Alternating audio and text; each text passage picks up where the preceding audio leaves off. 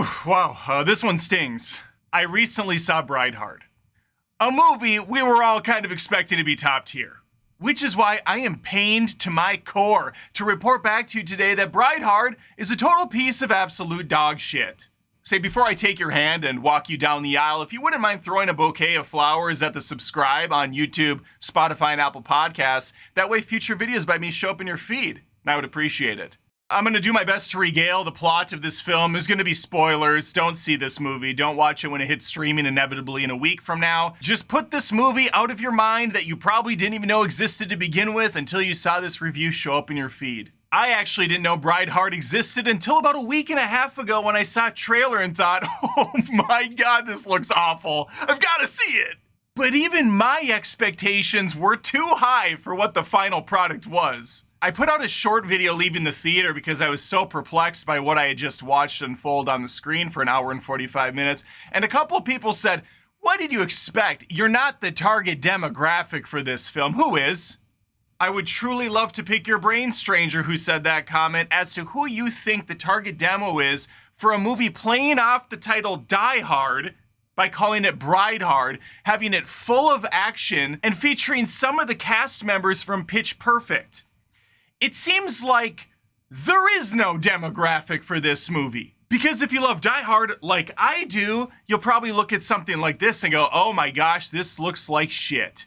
If you love movies like Pitch Perfect and Bridesmaids, which guess what, I like those too, you might look at this film and go, oh my gosh, this doesn't look funny at all. So if I'm not the target demographic, then who in the absolute donkey dick is this movie targeting? Idiots? And in a lesser sense, kind of yes. This movie's targeting people that don't really think about a movie as they're watching it. They want to be entertained for an hour and a half or so, see some pretty people do crazy things with some attempts at jokes. As long as the movie's moving fast, has some colorful pictures going on, they're pretty satisfied. Example for you, a real one. This scenario actually played out. As the movie ended, I got up and was walking out, and there was another gentleman in my row. I walked up to him and I said something. I never do this, but I thought there is zero chance anyone in this movie right now thought this was good. And so I said to him, wow, that was awful. He replied, yeah, you know what? For what it was all right. The fuck does that mean? For what it was? What was it? Shit? I don't even know how someone says that with a straight face. Oh, you know what? For what it was okay. Is that where the bar is now for entertainment? Is that where we're at? You know, for a trashy, low-budget movie with no jokes and terrible acting and horribly casted characters, not bad for what it was. Okay. Like, dude, have some standards. You paid money to go to this film. I'm on the AMC A-list because I'm a big deal. No, all that means is I pay $25 a month and I can see up to 4 movies a week. I chose to use my 4th movie on Brideheart because how could I not? Anyway, enough preamble. Let's get to the actual review. Let's get to the bulk of this. There's going to be spoilers because, again, this movie's awful. Why would you care? There's nothing to spoil. The whole movie's a spoil. And you know what? They could very well make a Brideheart 2 if this thing makes more than $1,000 at the box office, because I refuse to believe any money was actually put into this film. It had to have been done for charity, to maybe give some of these ladies some work. Well, the ladies and Stephen Dorff, who's for some reason in this. Stephen Dorff, how the mighty have fallen. This is Deacon Frost from Blade, people. Deacon Frost is in this, and he's just phoning it in. And that's the best performance you're going to get out of Brideheart. The big draw for this movie is obviously going to be Rebel Wilson and Anna Camp. The Pitch Perfect gals are back, baby. And they're bringing with them some sass and a little bit of whoop ass. It's Betsy's big day. Anna Camp plays the bride in this film. She's getting married. Her best friend / maid of honor, Sam, played by Rebel Wilson, obviously going to be attending the wedding, but she's been kind of estranged for many years due to the fact that she's a secret agent. But that's not what she tells her friends. No. She's undercover. She cannot release that information. So instead, she pretends she's a cat something. I don't remember what the term is. But essentially, she decks out cats for best in show type of things. It doesn't matter. This joke's never funny. Once in a while, she'll bring it up. She'll show some photos of cats. It's just the most low effort garbage you could possibly imagine. Think of the laziest, most low effort thing you've ever watched straight to streaming, or even maybe Richard Pryor to streaming when things just went to cable TV. Knock that film's quality down by about 50%, and you're gonna find yourself meeting eye to eye with Bride Hard. I think the saddest part in all of this is Anna Klumsky's here. She was in the critically acclaimed, highly fantastic Veep. And then she moved on to do a bunch of bullshit afterwards. She's essentially the female version of Aaron Paul. I had a feeling we were going to be in trouble as soon as the credits started up on this movie. On the left, we see the names of the people in the film. They're called actors. That's what we refer to them in the business. On the right, there's the little Polaroid thing, think Happy Gilmore. The old film footage of our two friends hanging out as children. As soon as that 30 seconds is over, we then get a full screen years later. I don't remember how many years it's been. It doesn't matter. But what? What was the point of even showing that shit? This is not an interesting way to set up a film, especially when there's no context behind what's going on here. Anyway, Rebel Wilson is a secret agent in this movie, and you might be thinking to yourself, hey, good for Rebel Wilson. She lost a bunch of weight. She's on that Ozempic bandwagon. Face pretty thin. Body still not like in fit shape for a secret agent, but I guess whatever, we'll see what she can do. She can't do anything because every time an action scene breaks out, you're gonna be looking at her stunt double from a distance, from a bird's eye top-down view, from an over-the-shoulder shot, any way to mask the fact that Rebel Wilson is doing absolutely nothing in this movie, which is also kind of sad because none of the action in this movie is even impressive. Like, I think I could do all of the shit that's in this film, but because it's Rebel Wilson, she's not gonna be able to do much more than hold up a tray and make a dumb face. Ah! Ah! As someone who thought she was quite funny in past films, like the Pitch Perfect trilogy, or even her small performance in Bridesmaids, I was actually shocked by how completely dead she is throughout this film. Every joke is met with zero expression. She is so dull. It's almost like she wants nothing to do with this film. But that makes no sense. She's the star here. This is her movie. Anna Klumsky's character is Virginia. She does not like Sam. She wanted to be the maid of honor. She's jealous. And because she's so determined, and because Sam's such a shit friend who's constantly leaving to go on little missions that aren't exciting or fun to watch, Virginia's able to slip right in there and actually becomes the maid of honor. Which leads me to a scene I want to bring up to just pinpoint how dumb this movie is. They're at a bar for the bridal shower. Sam gets a call. She has to go out on the lamest mission ever. Meanwhile, she sets up a distraction of kind of fit guys, not the most impressive, strippers or just exotic dancers she could come up with. They're getting loose and drunk, and before you know it, Betsy's hurling into a bucket, unable to really speak. Which makes the next night's sequence all the more puzzling, where it's announced the ladies have put together a choreographed dance for the whole audience. Unfortunately, though, Sam cannot partake because she did not memorize the dance moves that they apparently rehearsed the night before, which was the bridal shower, where we saw Betsy spewing into a bucket all night. When the fuck did they choreograph this dance? I'm sorry. What? I know this is a movie for dumb people, but hey, I'm here. I'm trying to watch it, and not even my stupid ass can appreciate the dance choreography because I don't know when they did it! And obviously, the only reason this scene exists is because it worked in other movies. Oh, the ladies are back! They're doing their dance! They're having some fun! I'm not having fun! And neither is Sam, because she puts an end to it. She grabs something, I don't know, a piece of bamboo or some shit, and takes a shot at Virginia. Hits her, she falls into some plants. Well, the pretty boy of this picture, I think his name is Chris, he notices this. He's like, oh, I like her. I like this Sam character. What a card. And so they hit it off. They spark up a conversation. And all I'm thinking is, oh, this guy's definitely going to be a villain. Yeah, because this is the most generic movie ever created, ever. He betrays the family he was very close with, allowing Deacon Frost to come in with his men, and they're going to break into a vault. A vault that requires 4 family rings and some eye scanning technology to get into to get the gold bricks on the other side. But they can only open the vault every 30 minutes until all of the pieces are in place. It's kind of like Die Hard. Remember in Die Hard when Hans Gruber has to wait for the locks to open up? It's the same! But I forgot. I'm not the target demo for this movie. No, the audience for this are people that love Baby Geniuses or Air Bud 2, Golden Receiver.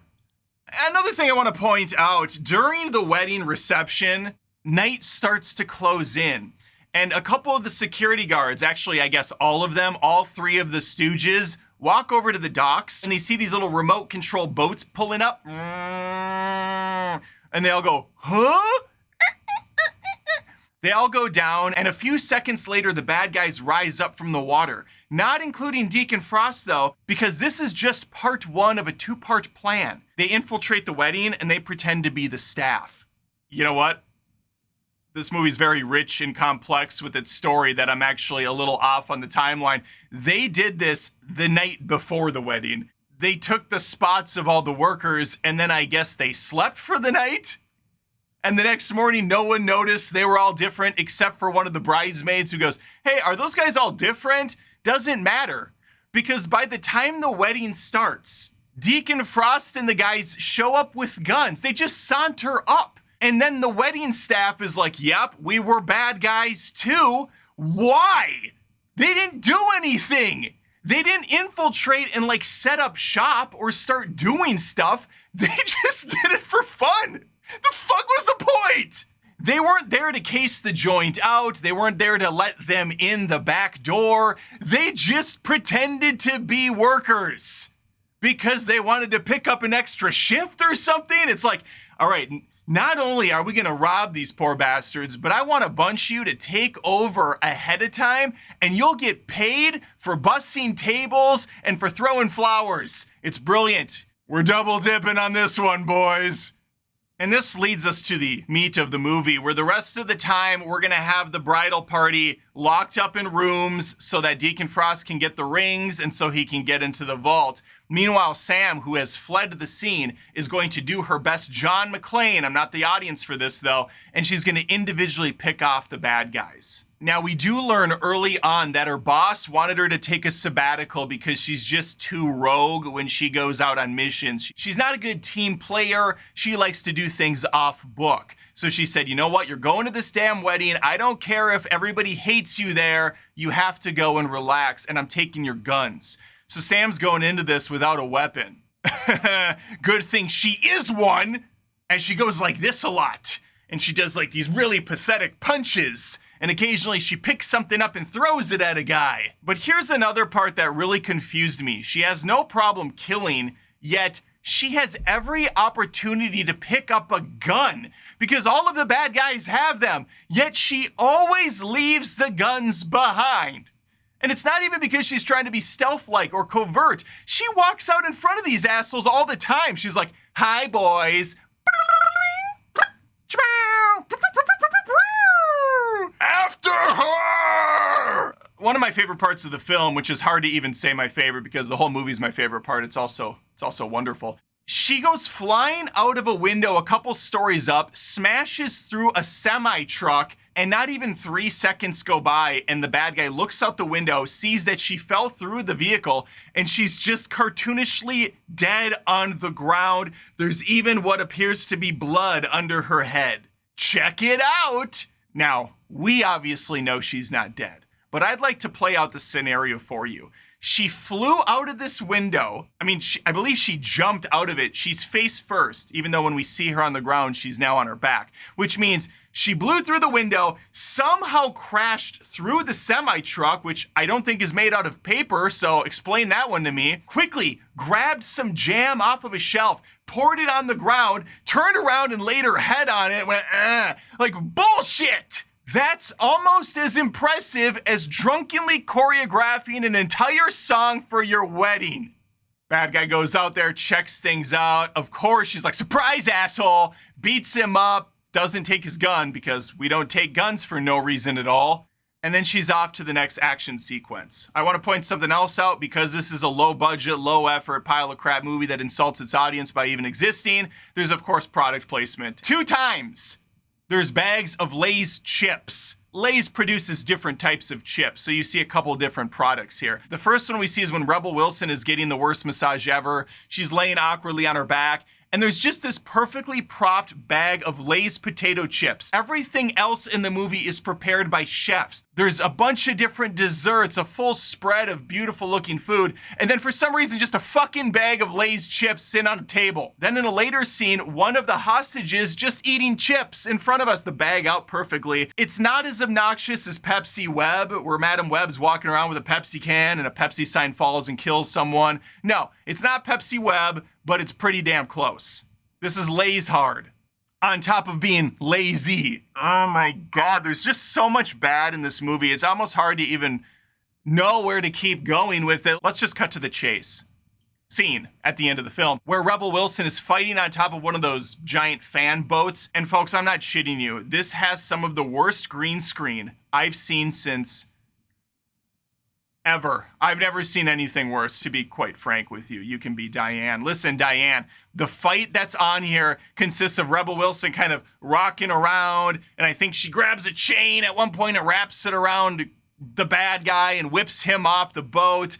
And then Chris, or whatever Pretty Boy's name is, jumps on the boat as well. They could have killed him earlier in the movie, but they left him alive for no reason. Sam, Rebel Wilson's character, looks at him and she goes, I'll see you next time. And then he goes after him right away to try to kill him. This just make sense. This movie ends, like every single shitty movie does, with a dance number. The whole wedding party celebrates the fact that Sam has been uncovered as a secret agent. They're all fine though. She can keep being an agent, even though, you know, it was against protocol to say who you are and it would never fly for a second in the real world, but it's fine. Only like 60 people found out. And so they're dancing around, celebrate good time. Fuck you for watching this film. I only unfortunately scratched the surface at some of the terribleness of this movie, from the horrible production, the terrible music choices, the piss poor acting from everyone involved. No one is putting any sort of effort into this film. It's just all around the biggest waste of time humanly possible. And it is definitely a contender for my worst movie of 2025. It's right next to The Weeknd's Hurry Up Tomorrow. Like they are teetering. It's gonna be a fun ride trying to figure out which one's worse at the end of the year wrap up. But that's what I got for you. Bride Hard. Who would have thought it could get any worse than the trailer? Let me know if you ended up seeing this movie because you hate yourself as much as I do, and if you wouldn't mind joining me for the father-daughter dance. I'm the daughter in this scenario, of course. Please, again, think of subscribing to Adam Does Movies on YouTube, Spotify, and Apple Podcasts. That way you see more of me in the future, and I would appreciate it. It could be the mother-daughter dance. In either case, I'm the daughter. All right, hopefully I see you next time. Take care.